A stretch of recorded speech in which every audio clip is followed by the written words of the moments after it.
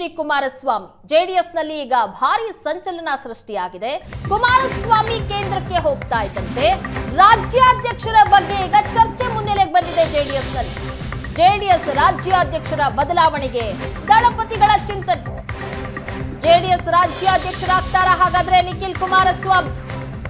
D Kumaraswamy ಕೇಂದ್ರದ ಮಂತ್ರಿಯಾಗಿರೋದ್ರಿಂದಾಗಿ ಹಾಗಾದ್ರೆ ಜೆಡಿಎಸ್ನ ರಾಜ್ಯಾಧ್ಯಕ್ಷರು ಯಾರಾಗ್ತಾರೆ? ಅಪ್ಪ ಕೇಂದ್ರ ಮಂತ್ರಿ ಆಗ್ತಾ ಇದ್ದಂತೆ ರಾಜ್ಯದಲ್ಲಿ ನಿಖಿಲ್ ತುಂಬಾ ಆಕ್ಟಿವ್ ಆಗಿದ್ದಾರೆ. ರಾಜ್ಯಾದ್ಯಂತ ಪಕ್ಷ ಸಂಘಟನೆಯ ಹೊಣೆಯನ್ನ ಹೊತ್ತಿದ್ದಾರೆ. ನಿಖಿಲ್ ರನ್ನೇ ರಾಜ್ಯಾಧ್ಯಕ್ಷರನ್ನಾಗಿ ಮಾಡೋದಕ್ಕೆ ಹಲವು ನಾಯಕರು ಒತ್ತಾಯ ಮಾಡ್ತಾ ಇದ್ದಾರೆ. ರಾಜ್ಯ ಜೆಡಿಎಸ್ ಹೊಣೆ ಹೊರುವಂತೆ ನಿಖಿಲ್ಗೆ ಮನವೊಲಿಕೆಗೆ ಕಸರತ್ತಾಗ್ತಾ ಇದೆ ಕೆಲವು ನಾಯಕರಿಂದ. ನಿಖಿಲ್ ಜವಾಬ್ದಾರಿ ಹೊರಬೇಕು ಅಂತ ಸೂಚನೆಯನ್ನ ನೀಡಿದ್ದಾರೆ ಡಿ. ಕಾರ್ಯಕರ್ತರ ಸುಖ ದುಃಖದಲ್ಲಿ ನಿಖಿಲ್ ಭಾಗಿಯಾಗಬೇಕು. ಇನ್ಮುಂದೆ ಸಿನಿಮಾದಲ್ಲಿ ನಟಿಸಲ್ಲ ಅಂತ ಈಗಾಗಲೇ ನಿಖಿಲ್ ಹೇಳಿದ್ದಾರೆ. ಈ ಮೂಲಕ ಪಕ್ಷದ ಜವಾಬ್ದಾರಿಯನ್ನ ಹೊರೋದಕ್ಕೆ ನಿಖಿಲ್ ಸಿದ್ಧತೆಯನ್ನ ಮಾಡಿಕೊಳ್ತಾ ಇದ್ದಾರೆ. ಜೆಡಿಎಸ್ ರಾಜ್ಯಾಧ್ಯಕ್ಷರ ಬದಲಾವಣೆಗೆ ದಳಪತಿಗಳು ಚಿಂತನೆ ಮಾಡಿದ್ದಾರೆ. ಜೆಡಿಎಸ್ ರಾಜ್ಯಾಧ್ಯಕ್ಷರಾಗಿ ಹಾಗಾದ್ರೆ ನಿಖಿಲ್ ಕುಮಾರಸ್ವಾಮಿ ಅವರನ್ನ ಆಯ್ಕೆ ಮಾಡಲಾಗುತ್ತಾ? ಡಿ ಕುಮಾರಸ್ವಾಮಿ ಅವರು ಕೇಂದ್ರದ ಮಂತ್ರಿ ಆಗಿರೋದ್ರಿಂದಾಗಿ ರಾಜ್ಯದಲ್ಲಿ ರಾಜ್ಯಾಧ್ಯಕ್ಷರನ್ನ ಆಯ್ಕೆ ಮಾಡಬೇಕಾಗತ್ತೆ. ಈಗಾಗಲೇ ನಿಖಿಲ್ ನಾನು ಸಿನಿಮಾದಿಂದ ಕಂಪ್ಲೀಟ್ ಆಗಿ ಹೊರಗಡೆ ಬಂದಿದ್ದೀನಿ, ಪಕ್ಷ ಸಂಘಟನೆ ನನ್ನ ಕೆಲಸ ಇನ್ಮೇಲೆ ಅಂತಿದ್ದಾರೆ. ಹಾಗಾಗಿ ನಿಖಿಲ್ಗೆ ರಾಜ್ಯಾಧ್ಯಕ್ಷ ಸ್ಥಾನ ಸಿಗುತ್ತಾ? ಈ ಬಗ್ಗೆ ಹೆಚ್ಚಿನ ಡೀಟೇಲ್ಸ್ ಕೊಡ್ತಾರೆ ನಮ್ಮ ಪ್ರತಿನಿಧಿ ಸುರೇಶ್. ನೇರ ಸಂಪರ್ಕದಲ್ಲಿ ಜಾಯ್ನ್ ಆಗಿದ್ದಾರೆ. ಸುರೇಶ್, ಡಿ ಕುಮಾರಸ್ವಾಮಿ ಅವರು ಯಾವಾಗ ಲೋಕಸಭೆ ಚುನಾವಣೆಗೆ ಕಂಟೆಸ್ಟ್ ಮಾಡಿದ್ರು ಆಗಿಂದಲೂ ಸಹ ಪ್ರಶ್ನೆ ಇತ್ತು, ಹಾಗಾದ್ರೆ ರಾಜ್ಯಾಧ್ಯಕ್ಷರು ಯಾರಾಗ್ತಾರೆ ಜೆಡಿಎಸ್ನ ರಾಜ್ಯಾಧ್ಯಕ್ಷರು ಅಂತ? ಹಾಗಾದ್ರೆ ನಿಖಿಲ್ ಕುಮಾರಸ್ವಾಮಿ ಆಗುವಂತಹ ಸಾಧ್ಯತೆ ಎಷ್ಟು ಮಟ್ಟಿಗಿದೆ ಅಂತ? ಪ್ರಗತಿ, ಡಿ ಕುಮಾರಸ್ವಾಮಿ ಅವರು ರಾಜ್ಯಾಧ್ಯಕ್ಷರಾಗಿದ್ದರು. ಈಗ ಲೋಕಸಭಾ ಚುನಾವಣೆಗೆ ಸ್ಪರ್ಧೆ ಮಾಡಿ ಕೇಂದ್ರದಲ್ಲಿ ಸಚಿವರು ಕೂಡ ಆಯಿತು.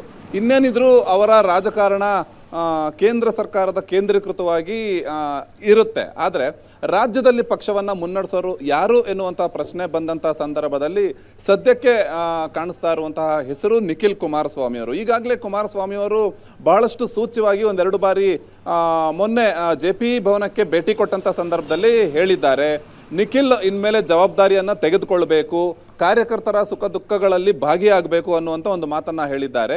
ನಿಖಿಲ್ ಕುಮಾರಸ್ವಾಮಿ ಅವರು ಕೂಡ ಒಂದು ಮಾತನ್ನು ಹೇಳಿದ್ರು, ನಾನು ಈಗಾಗಲೇ ಕಾರ್ಯಕರ್ತನಾಗಿ ನಾನು ಆಲ್ರೆಡಿ ಜವಾಬ್ದಾರಿಯನ್ನು ತೆಗೆದುಕೊಂಡು ಪಕ್ಷವನ್ನು ಮುನ್ನಡೆಸ್ತಾ ಇದ್ದೀನಿ ಅನ್ನುವಂಥ ಮಾತನ್ನು ಹೇಳಿದ್ರು. ಅದಕ್ಕಿಂತಲೂ ಮುಖ್ಯವಾಗಿ ಇನ್ನು ಮುಂದೆ ನಾನು ಸಿನಿಮಾಗಳಲ್ಲಿ ನಟಿಸೋದಿಲ್ಲ, ಪ್ರಮುಖವಾಗಿ ಏನು ರಾಜಕಾರಣ ಇದೆ, ಪಕ್ಷವನ್ನು ಕಟ್ಟುವಂಥ ಕೆಲಸ ಇದೆ, ಅದರಲ್ಲಿ ನಾನು ತೊಡಗಿಕೊಳ್ತೀನಿ ಅನ್ನುವಂಥ ಒಂದು ಮಾತನ್ನು ಹೇಳಿದ್ರು. ಇದೆಲ್ಲದರ ಜೊತೆಯಲ್ಲಿ ಪಕ್ಷದ ಅನೇಕ ಮುಖಂಡರ ಇಚ್ಛೆ ಕೂಡ ಅದೇ ಆಗಿದೆ.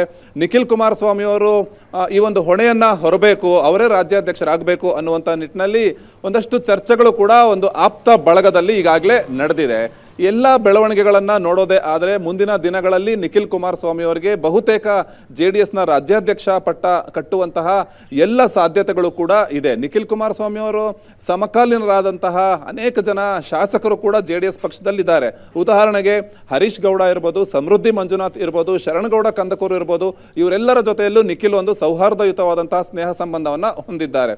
ಎಲ್ಲರನ್ನ ಮುನ್ನಡೆಸ್ಕೊಂಡು ಹೋಗುವಂಥ ಜವಾಬ್ದಾರಿಯನ್ನು ನಿಖಿಲ್ ಕುಮಾರಸ್ವಾಮಿ ತೆಗೆದುಕೊಳ್ಬೇಕು ಅನ್ನುವಂಥ ಒಂದು ಮಾತನ್ನು ಈಗಾಗಲೇ ಅನೇಕ ನಾಯಕರು ಕೂಡ ಒಂದು ಚರ್ಚೆ ಮಾಡಿದ್ದಾರೆ. ಹಾಗಾಗಿ ಮುಂದಿನ ದಿನಗಳಲ್ಲಿ ನಿಖಿಲ್ ಕುಮಾರಸ್ವಾಮಿ ಅವರಿಗೆ JDSನ ರಾಜ್ಯಾಧ್ಯಕ್ಷ ಪಟ್ಟ ಮುಂದಿನ ದಿನಗಳಲ್ಲಿ ಅಂದರೆ ಬಹುತೇಕ ಇನ್ನೂ ಹೆಚ್ಚು ದಿನಗಳಿಲ್ಲ. ಈಗಾಗಲೇ ಕುಮಾರಸ್ವಾಮಿ ಅವರು ಸಚಿವರಾಗಿ ಹೋದ ನಂತರ ಬಹುತೇಕ ಆ ಕಡೆ ಗಮನ ಹರಿಸಬೇಕಾಗುತ್ತೆ. ಹಾಗಾಗಿ ರಾಜ್ಯದಲ್ಲಿ ಪಕ್ಷವನ್ನು ಮುನ್ನಡೆಸುವಂಥ ಒಂದು ಜವಾಬ್ದಾರಿಯನ್ನು ನಿಖಿಲ್ ಕುಮಾರಸ್ವಾಮಿ ಅವರ ಹೆಗಲಿಗೆ ವಹಿಸಬೇಕು ಅನ್ನುವಂಥದ್ದು ಎಲ್ಲ ನಾಯಕರ ಒಂದು ಅಭಿಪ್ರಾಯ ಕೂಡ ಆಗಿದೆ. ಈ ಬಗ್ಗೆ ಒಂದು ಚರ್ಚೆ ಕೂಡ ಆಗಿದೆ. ಪ್ರಗತಿ, ಓಕೆ, ಥ್ಯಾಂಕ್ ಯು ಸುರೇಶ್ ನಿಮ್ಮೆಲ್ಲ ಡೀಟೇಲ್ಸ್ಗಾಗಿ.